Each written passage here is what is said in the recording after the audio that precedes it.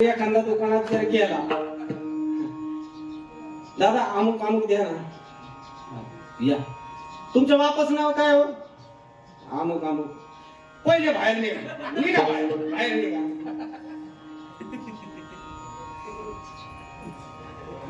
म्हणून जोपर्यंत बाप आपला क्वालिटीचा आहे तोपर्यंत, हो बाप जोपर्यंत जिवंत आहे तोपर्यंत असं वाटतं आकाशाला हात लागला की काय असं वाटतं.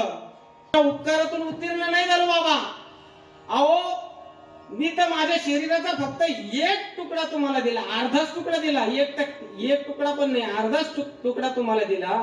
अहो बाबा तुम्ही मला अख्खं शरीर दिलं ना. आपण कोणापासून निर्माण झालेलो? आपण बापाच्या रक्ताच्या एका थेंबापासून निर्माण झालेलो आहे. बापाच्या रक्ताच्या एका थेंबापासून. ज्यावेळेस बाप व्हावा ज्याचा वंश मुक्तीस जावा, पोटा येता हरले पापा, ज्ञानदेव माय बापा. मुळी बाप होता ज्ञानी, तरी आम्ही लागलो ध्यानी. पोटा येता हरले पापा, ज्ञानदेव माय बापा. तुका म्हणे मी पोटीचे बाळ, तुका म्हणे मी पोटीचे बाळ, माझी पुरवा ब्रह्मीची आळ. पोटा येता हरले पापा, ज्ञानदेव माय बापा.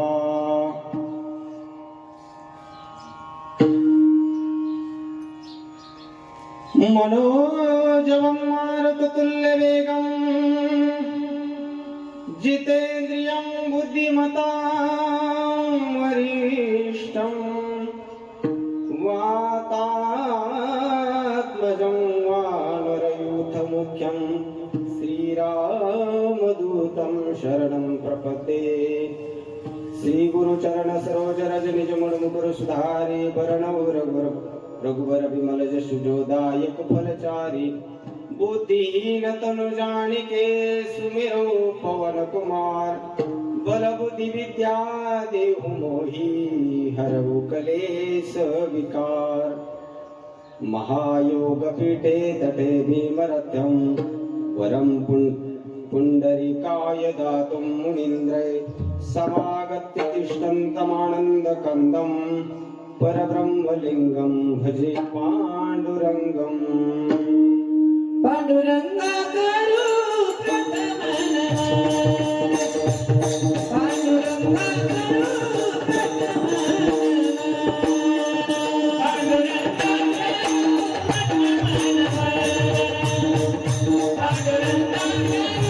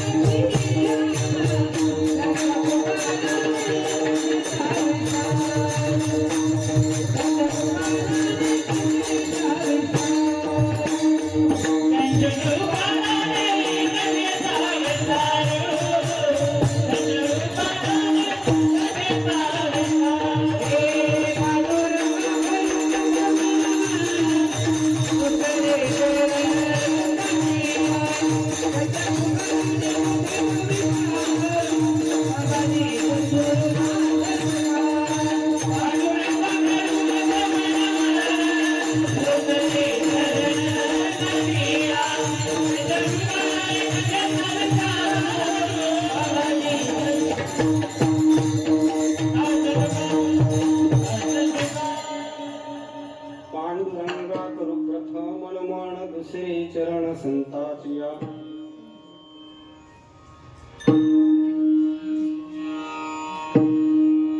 त्यांच्या कृपादाने कथेचा विस्तारू बाबाजी सद्गुरु दास तुका. जगी ऐसा बाप व्हावा ज्याचा वंश मुक्तीस जावा. पोटा येता हरले पापा ज्ञानदेव माय बापा. प्रस्तुत प्राप्त स्थळी प्राप्त प्रसंगी कीर्तन रूपी सेवेकरता निवडलेला अभंग जगद्गुरु जगदवंदनीय देहू निवासी संत श्रेष्ठ तुकोबरा यांचा हा 4 चरणाचा अभंग आज आपण सेवेकरता निवडलेला आहे.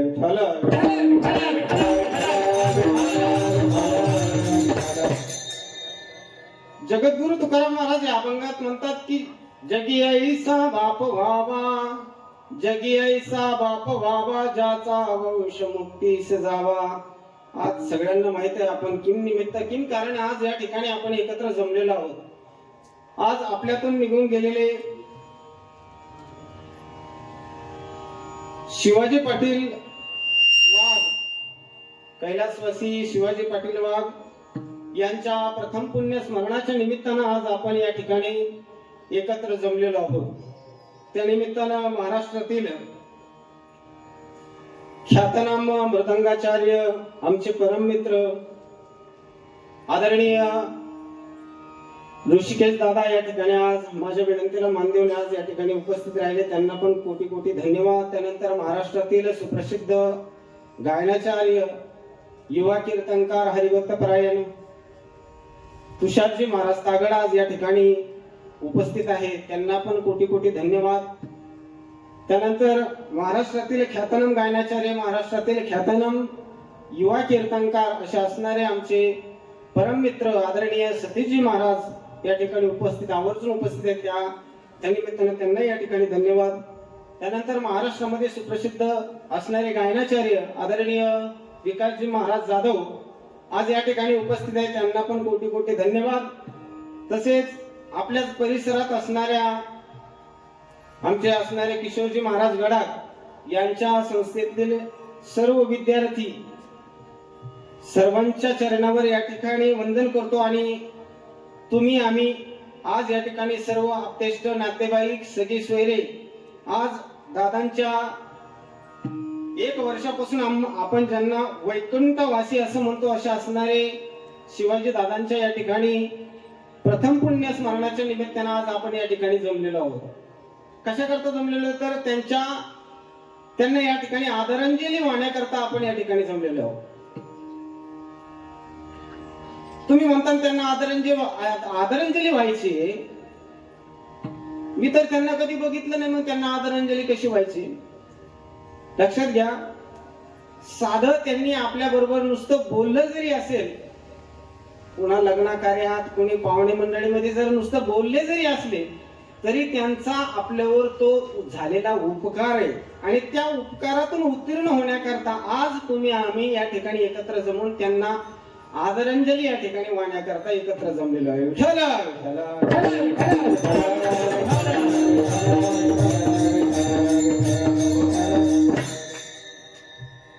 जगी ऐसा बाप व्हावा, जगी ऐसा बाप व्हावा, ज्याचा वंश मुक्तीस जावा.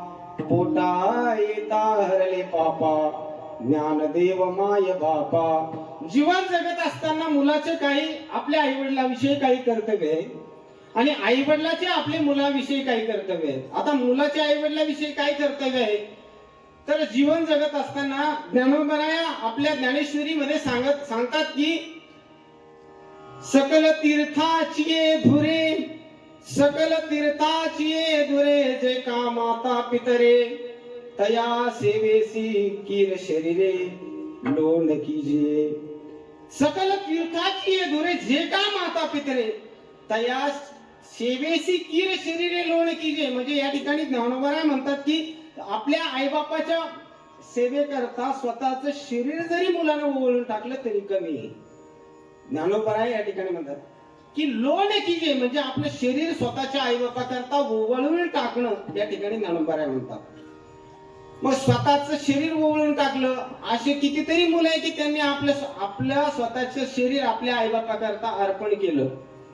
पुराणामध्ये पण आपल्याला उदाहरण देता येईल, इतिहासामध्ये आपल्याला उदाहरण देता येईल आणि वर्तमानामध्ये सुद्धा आपल्याला उदाहरण देता येईल. पुराणामध्ये गोपालकृष्णानं आपल्या पित्याकरता वरुण लोकांमध्ये जाऊन स्वतःच्या पित्याला त्या ठिकाणी सोडून आणलं. म्हणजे या ठिकाणी गोपालकृष्ण आपल्या पित्याकरता त्या ठिकाणी तत्पर आहे. त्यानंतर इतिहासामध्ये राजे छत्रपती आपल्या पित्यांच्या वचनाकरता त्या ठिकाणी आपल्या पित्याच्या सेवेकरता प्रसिद्ध सांगितलेले आहेत. आपल्या आई बापाच्या सेवेकरता ज्या वेळेला आपले वडील युद्धावर असताना छत्रपती शिवाजी महाराजांना घडवायचं खरं कार्य कोणी केलं? बोला बोला. राजमाता जिजाबाईनं, राजमाता जिजामाईनं त्यांनी छत्रपती शिवाजी महाराजांना घडवलं. म्हणजे छत्रपती शिवाजी महाराजांनी राजमाता जिजाऊचं वचन पाळलं. त्यानंतर वर्तमानामध्ये असे कितीतरी उदाहरणं देता येईल की स्वतःचं शरीर देऊन आपल्या पित्याकरता स्वतःचं शरीर देऊन मुलाने कृतार्थ त्या ठिकाणी झालेलं आहे. आता छोटीशी घटना सांगायची झाली तर आता पुण्यामध्ये एका मुलानं आपल्या बापाकरता 60% लिव्हर त्या ठिकाणी स्वतःच 60% लिव्हर आपल्या बापाकरता अर्पण केलं. वर्तमानातलं उदाहरण सांगतो तुम्हाला. 60% लिव्हर आपल्या बापाकरता दिलं.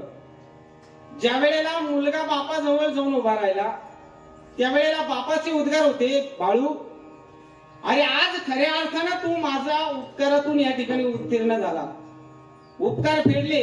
त्यावेळेला त्या मुलाचं खूप सुंदर उत्तर होतं. मुलगा म्हटला, बाबा मी तुमच्या उपकारातून उत्तीर्ण नाही झालो बरं का, तुषार महाराज, सतीश महाराज, विकास महाराज, तुमच्या उपकारातून उत्तीर्ण नाही झालो बाबा. अहो मी तर माझ्या शरीराचा फक्त एक तुकडा तुम्हाला दिला, अर्धाच तुकडा दिला, एक तुकडा पण नाही, अर्धाच तुकडा तुम्हाला दिला. अहो बाबा तुम्ही मला अख्खं शरीर दिलं ना. आपण कोणापासून निर्माण झालेलो? आपण बापाच्या रक्ताच्या एका थेंबापासून निर्माण झालेलो आहे. बापाच्या रक्ताच्या एका थेंबापासून. ज्या वेळेला आईच्या पोटात आपण होतो त्यावेळेला किती संख्येनं होतो? 4000 बरोबर, 4 कोटी. 4 कोटी संख्येनं आपण होतो सगळे, जेवढे इथं बसलेले, बाहेर आहे, जे आजूबाजूला आहे, जे माझं कीर्तन ऐकतात ते सगळे, आपण सगळे 4 कोटी, 4000 कोटी का 4 कोटी, 4 कोटी होतं. 4 कोटी.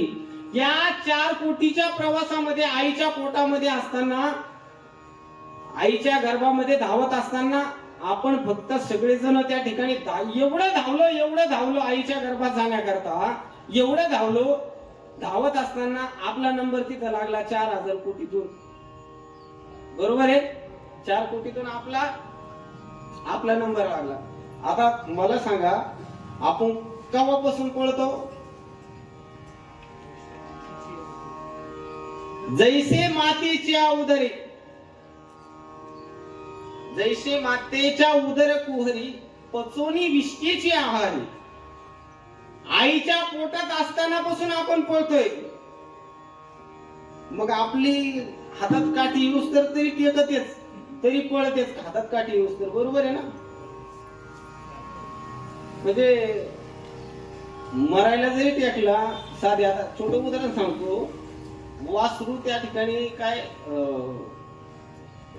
तुमच्याकडे काय म्हणतात? झाडूला फडी, झाडू, केरसुनी, तुमच्याकडे काय म्हणतात? लक्ष्मी. अजून काय वेगळा शब्द आहे का? मी काय लिहिला आमचा नाही, तुमच्यातला जे लक्ष्मी म्हणतात, केरसुनी म्हणतात. आता ते वासरू त्या ठिकाणी केरसुनी खात होत. आता म्हातारं मरायला टेकलं. आता पोराला वाटलं, पोरं धार्मिक होते काही, आता असतेच. आता काही मुलं भाग्यवान असतात, काही आई बाप भाग्यवान असतात बरं का. तुषार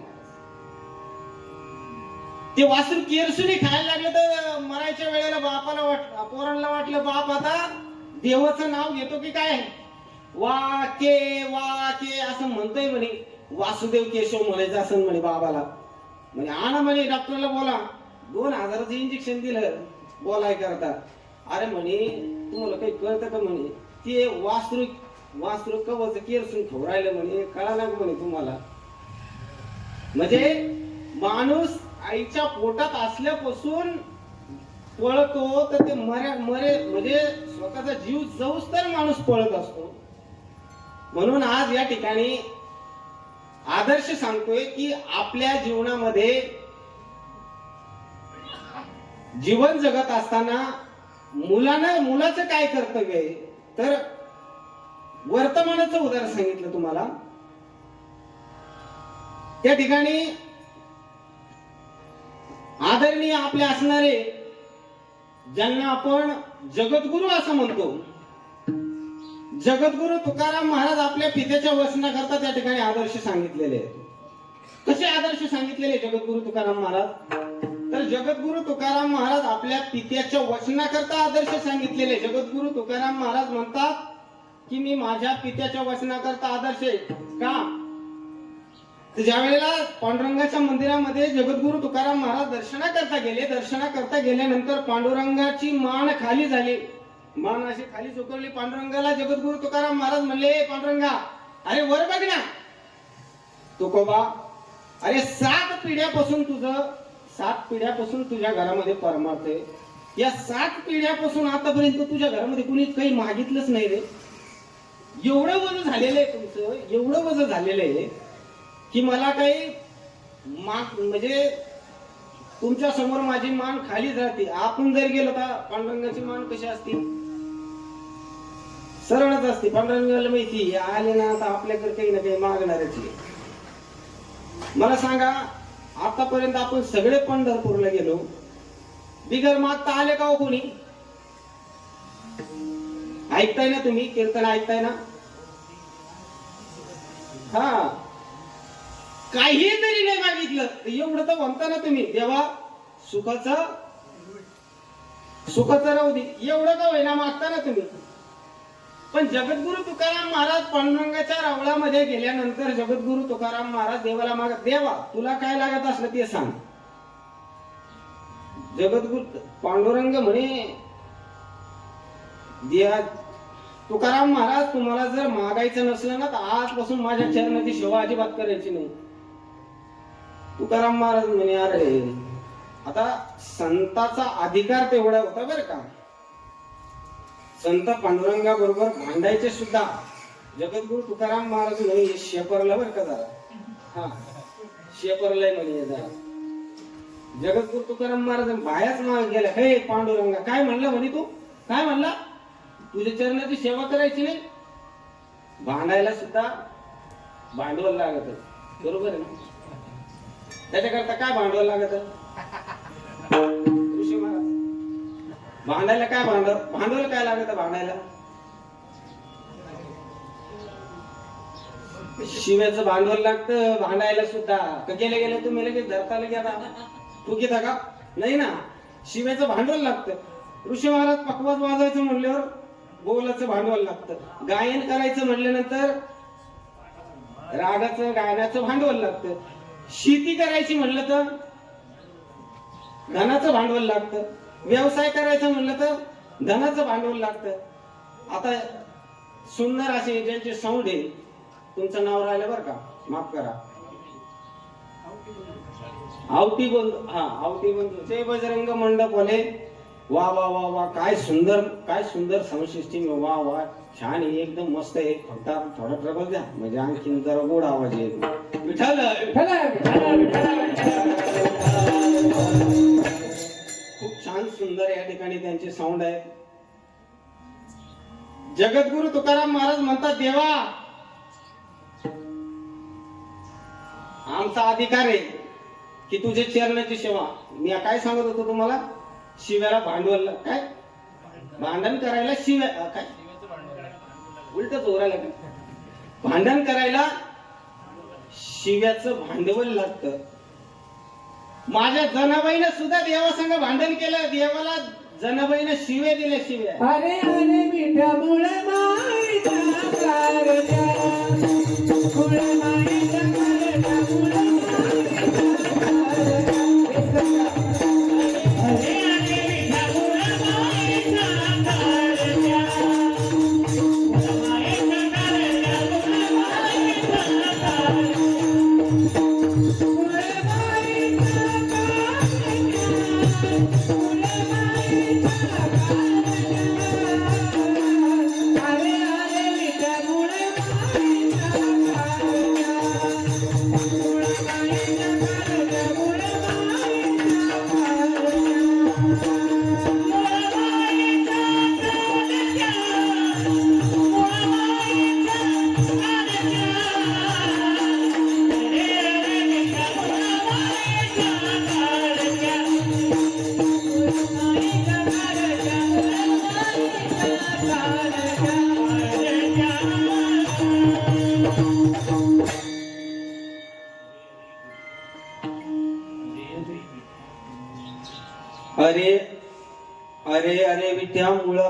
मायेच्या कारट्या तुझी रांड रडकी झाली, सुडा सावित्रीला आले.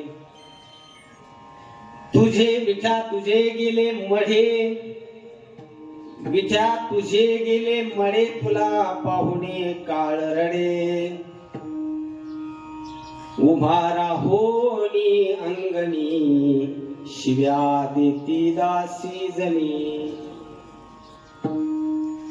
शिव्या करता सुद्धा भांडवल लागतं, भांडण्याकरता शिव्याचं भांडवल लागतं. मला सांगा माता भगिनी, यांच्याकडे एवढं भांडवल आहे खतरनाक.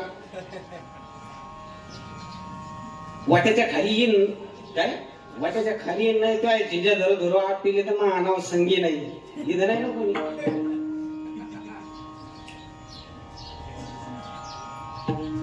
तिकडची बर का संगीता का तिकडची, मायशी जरी घडलेलं आहे म्हणून सांगितलं तुम्हाला. भांडण्याकरता सुद्धा शिव्याचं भांडवल लागतं. माझे जगद्गुरु तुकाराम महाराज त्या ठिकाणी पांडुरंगा बरोबर भांडतात. पांडुरंगाला म्हणतात, पांडुरंगा माझ्या माझ्या वडिलाची रीत आहे, वडिलाची रीत जाणत असो. अरे पांडुरंगा माझ्या वडिलाची रीत आहे, माझ्या वडिलाची मिरासी गावी, माझ्या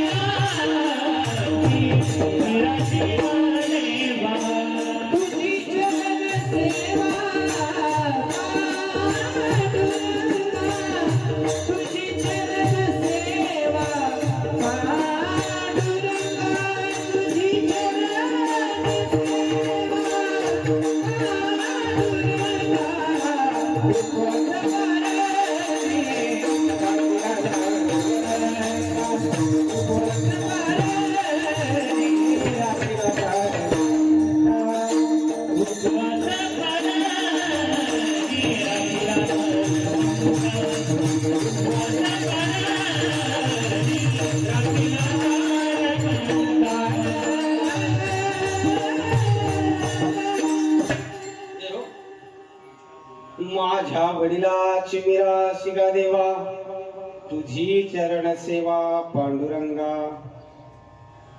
माझ्या वडिलाची मिरासी गा देवा. ए पांडुरंगा,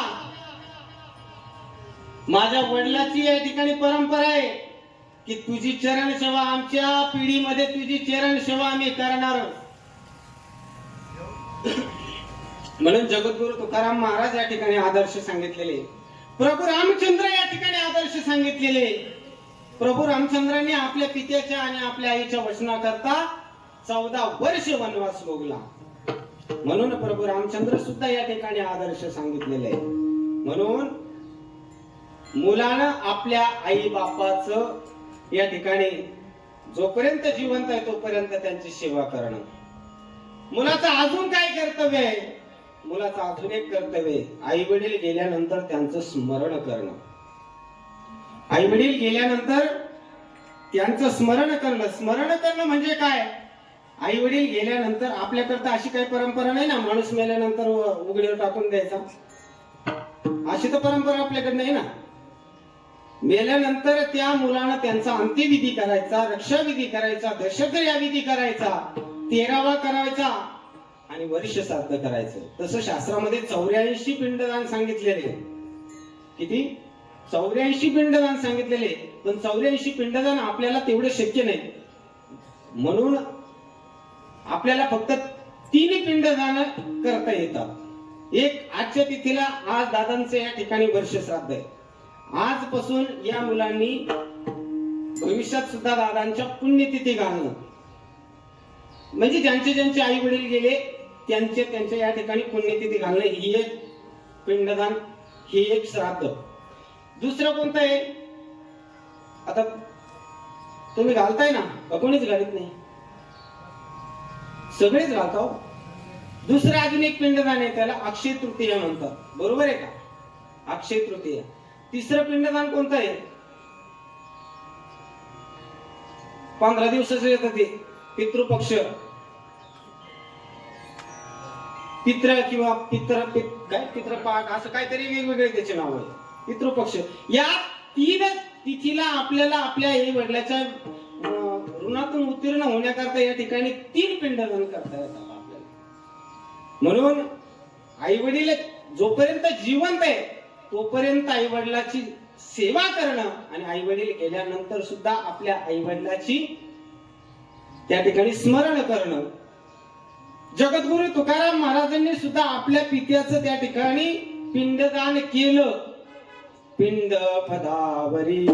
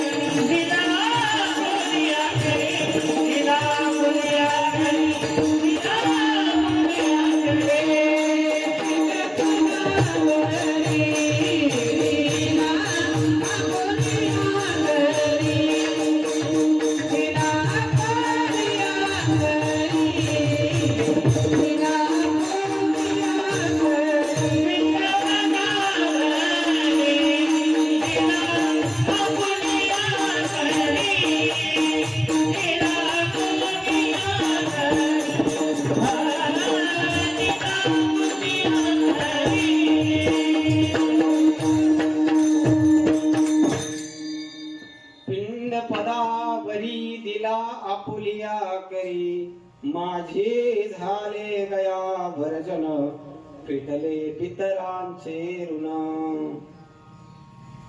म्हणून या ठिकाणी मुलाचे 2-3 कर्तव्य आहे. जोपर्यंत आई वडील जिवंत आहे तोपर्यंत त्यांची सेवा करणं, गेल्यानंतर त्यांचं स्मरण करणं.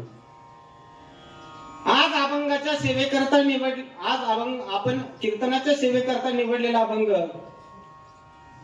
जगी ऐसा बाप व्हावा, जगी ऐसा बाप व्हावा त्याचा वंश मुक्तीस जावा.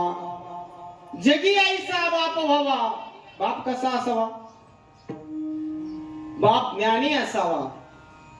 बाप आता तुम्ही म्हणता बाप प्रॉपर्टीने मोठा असावा का? बाप पैशाने मोठा असावा का?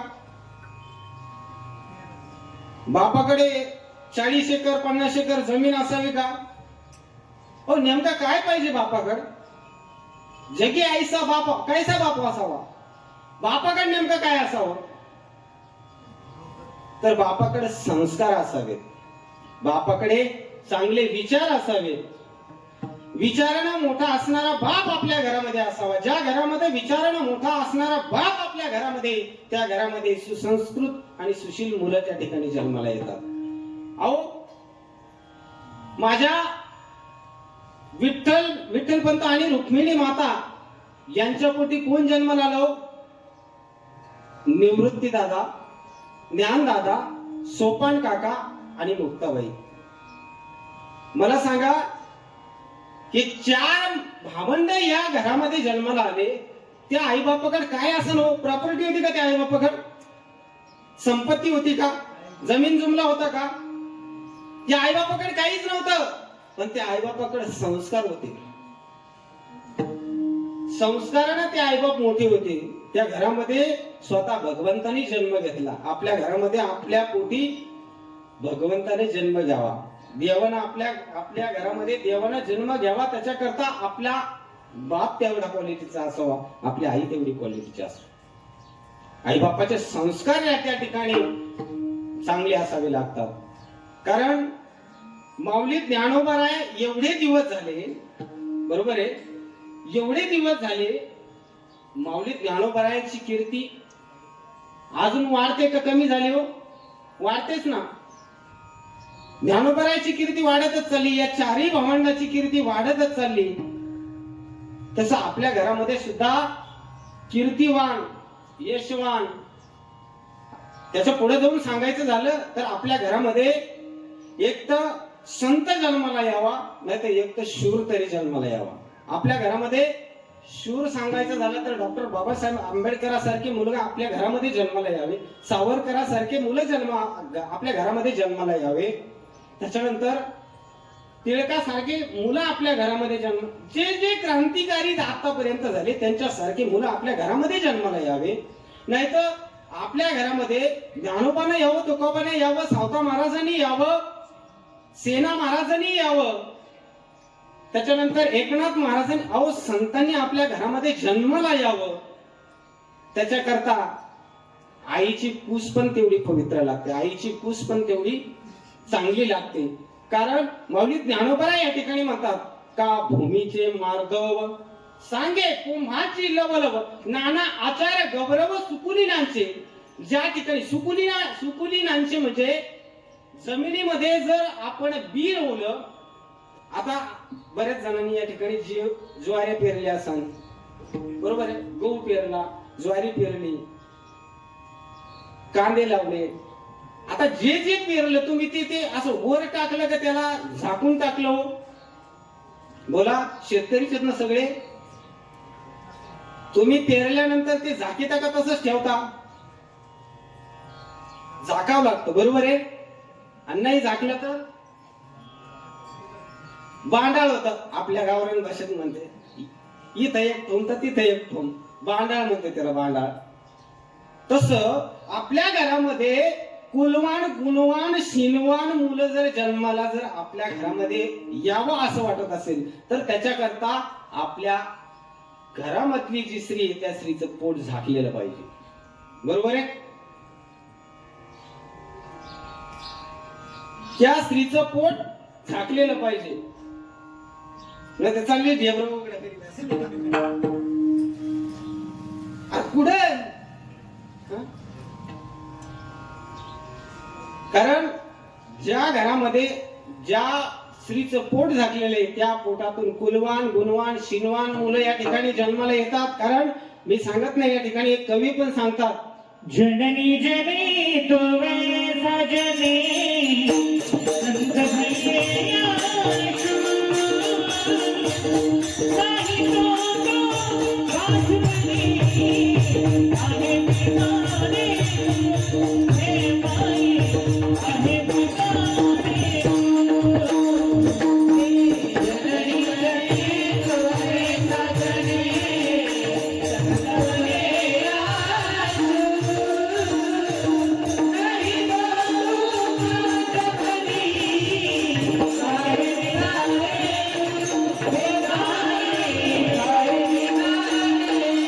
सजनी संत भैया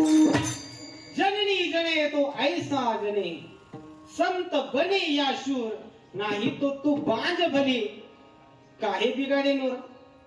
तो कवी म्हणतो की तू वाज राहिली तरी चालत पण वाण्याला जन्म घालू नको. आई चिल्लू मिल्लू, बाप चिल्लू मिल्लू, आणि दोघाच्या पोटी माकडाचं पिल्लू.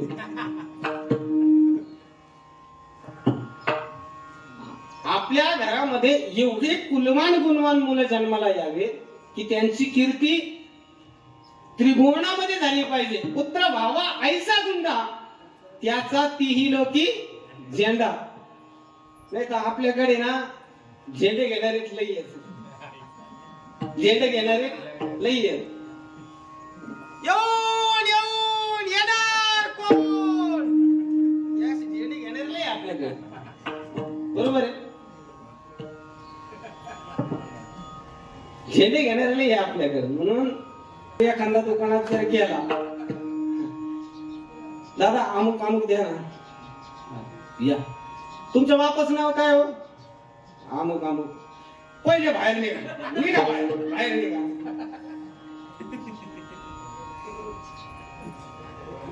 म्हणून जोपर्यंत बाप आपला क्वालिटीचा आहे तोपर्यंत, अहो बाप जोपर्यंत जिवंत आहे तोपर्यंत असं वाटतं आकाशाला हात लागला की काय असं वाटतं